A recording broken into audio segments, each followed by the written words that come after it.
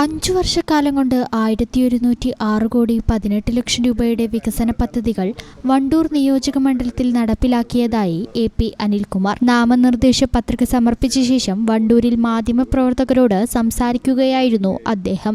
സ്കൂളുകളുടെ വികസനം ഞാൻ സൂചിപ്പിച്ചു. കിഫ്ബി ഫണ്ടും അതുപോലെ തന്നെ മറ്റ് PWD ഉൾപ്പെടുത്തി,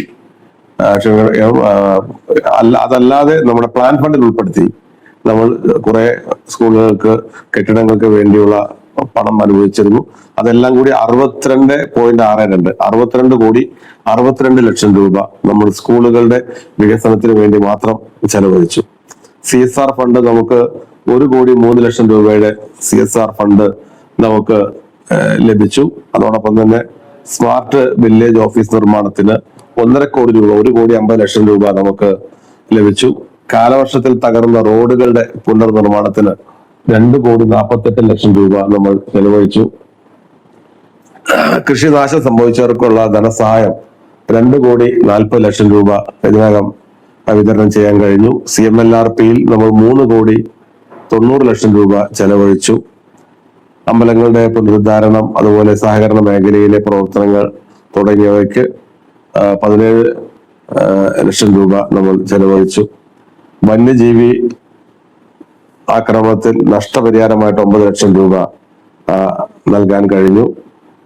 എല്ലാം കൂടെ നമുക്ക് വരുന്നത് 1106 കോടി 18 ലക്ഷം രൂപയുടെ വികസന പ്രവർത്തനങ്ങൾ 5 വർഷക്കാലം കൊണ്ട് വണ്ടൂരിൽ നടത്താൻ കഴിഞ്ഞു എന്നുള്ളത് നമുക്ക് അഭിമാനത്തോടു കൂടി പറയാൻ കഴിയുന്ന കാര്യമാണ്. ജലജീവൻ മിഷനിൽ മാത്രം 621.52 കോടി ചെലവഴിച്ച് സംസ്ഥാനത്ത് മുൻപന്തിയിലെ മണ്ഡലങ്ങളിലൊന്നായി വണ്ടൂർ മാറിയെന്നും അദ്ദേഹം പറഞ്ഞു. കിഫ്ബി പദ്ധതിയിൽ 247.26 കോടിയുടെ പ്രവർത്തനങ്ങളും നടപ്പിലാക്കി. വിദ്യാഭ്യാസ മേഖലയിൽ ജില്ലയിൽ തന്നെ ഏറ്റവും കൂടുതൽ ഫണ്ട് ലഭിച്ചത് വണ്ടൂരിനാണ്. 62.62 കോടി രൂപ ആസ്തി വികസന ഫണ്ടിൽ നിന്നും 21.61 കോടിയും വിനിയോഗിച്ചു.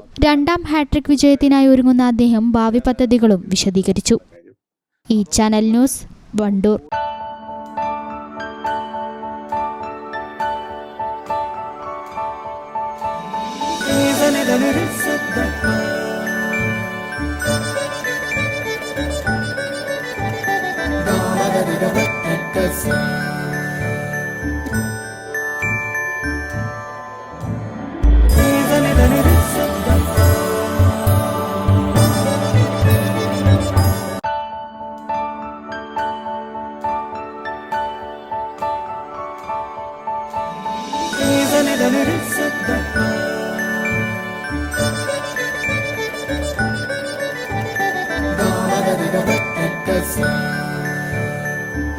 Qatar golden diamonds, Calicut road, Valanchery main road,